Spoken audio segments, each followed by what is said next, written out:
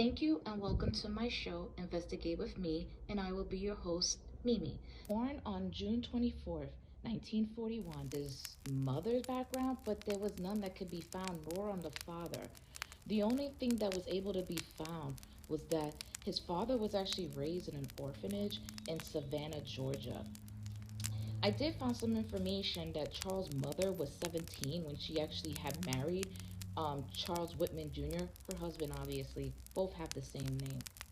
Father was known to be very abusive emotionally, physically, towards his wife and his three children. However, it didn't seem like it impacted However, it didn't seem like it impacted Charles too much, well, at least in his earlier stage of life, because it was known to the community and the schools and his peers that he was known to be very polite, never really lose his temper. But this is more like when he was of the age of 6. So you can't really determine that because a person is, still developing. But they did stated that his IQ was said to be actually 139. Wow. 139 at the age of 6. Who did the measurement on that? Anyway, he did actually had high academic achievement, which was technically encouraged by his father, but there was also consequences for if he didn't do so well, he would always get abused by his father.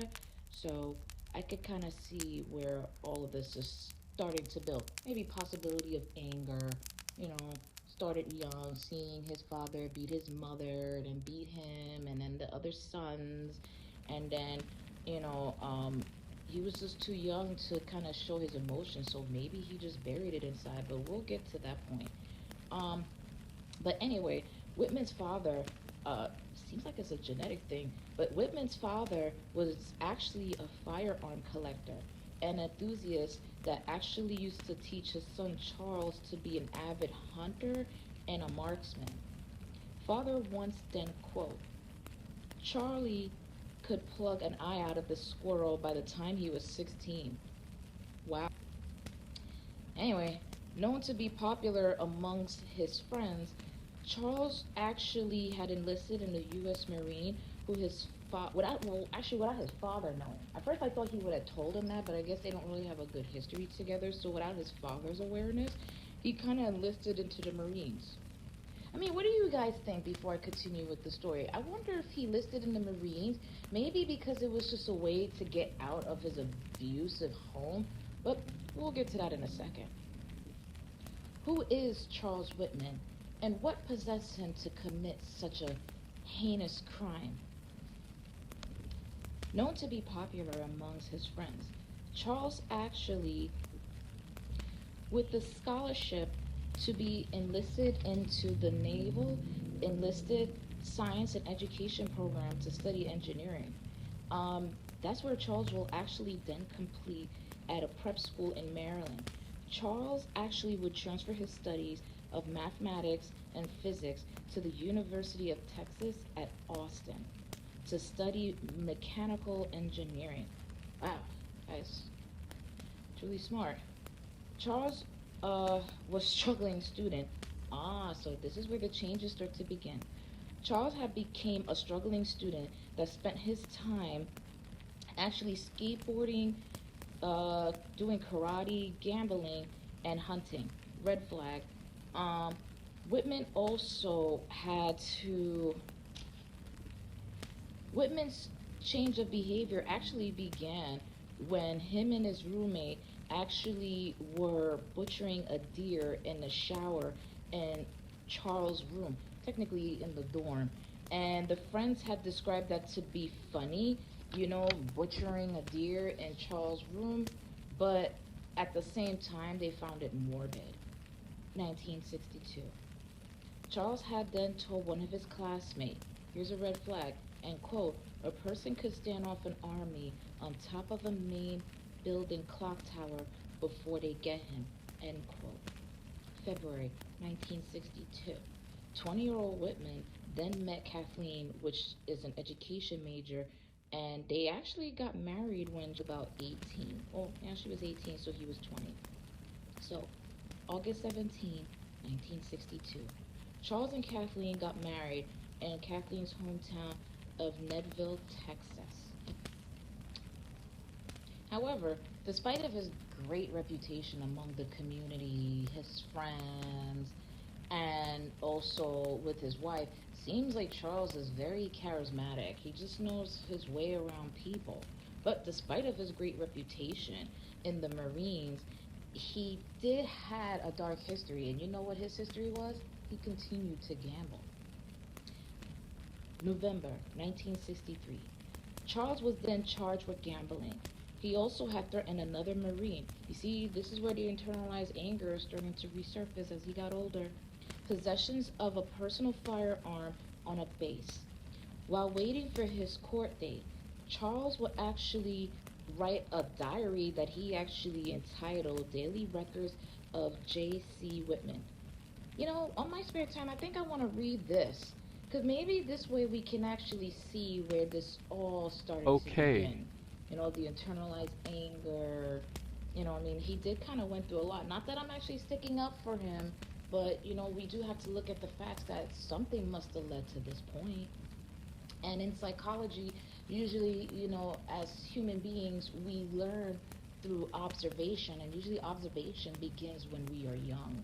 Corrected or negative behavioral habits. December 1964. That's when Charles then became discharged from the Marine. But then it turned out that apparently he couldn't really get any jobs, so Charles was known to work various odd jobs afterwards. Which I'm gonna alternate between Charles and Whitman. It's the same thing, so I don't like to, you know, keep saying the same thing over and over sometimes. So you'll probably might hear me switch to Charles and Whitman. But Whitman did not want to become like his abusive father. But however, he did admit it to actually hitting his wife on two separate occasions. So you can kind of see that it's within him.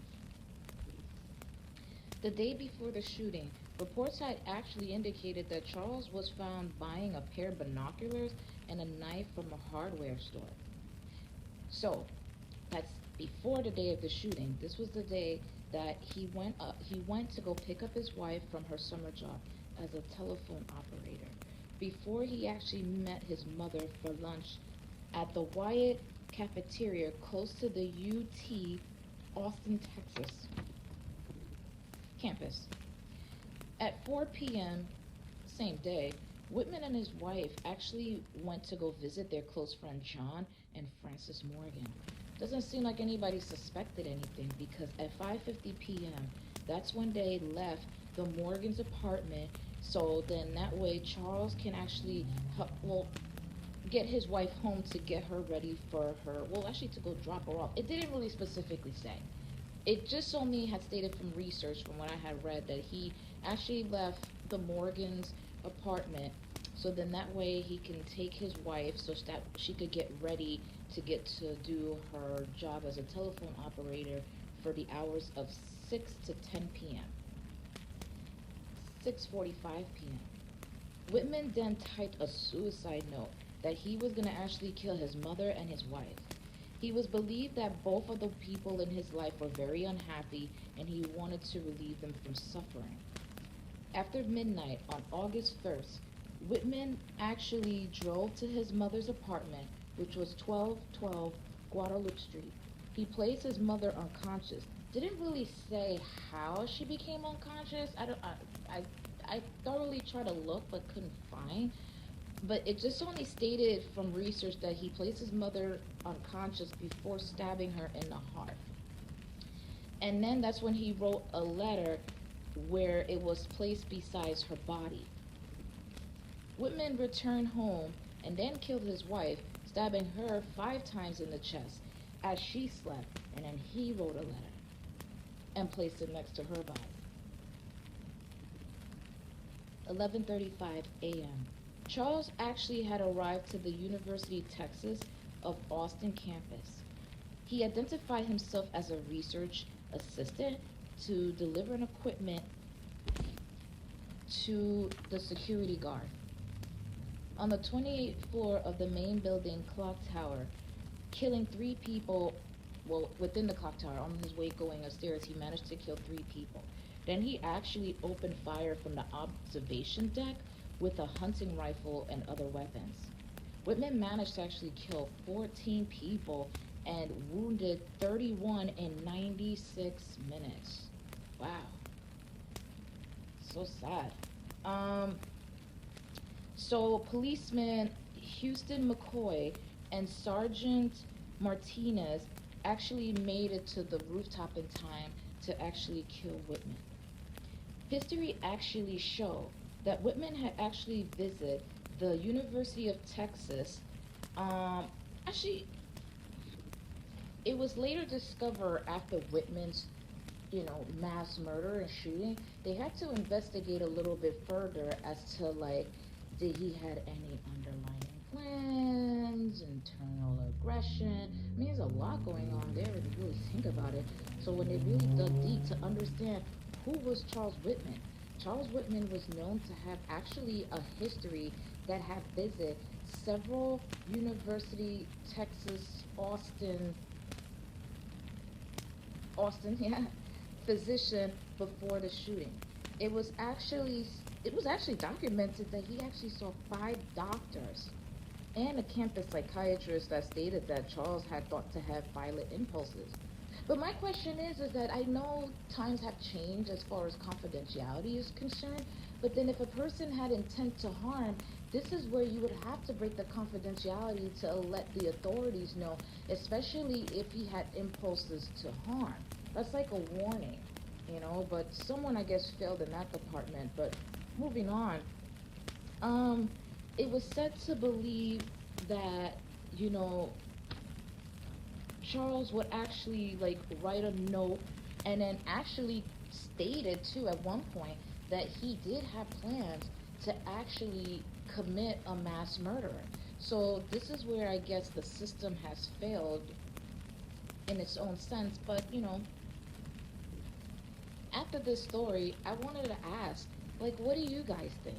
What are your opinion as to how the system had actually failed to report this earlier? I mean, I did mention about confidentiality should have been broken, but we also have to look into taking into consideration the time was different in 1966 to where we're at in 2023. Could this have been Whitman warning the doctor about his plan? Obviously it was. But why did the doctors not do anything? Um, could he have been the first to generate a massive school shooting? Because, I mean, when I did my research, history showed that he was the first one in 1966 to conduct a university shooting before everything else started to, trickle down. But anyway, please let me know what you think. Any comments, suggestions, or response, it's open. So, please feel free.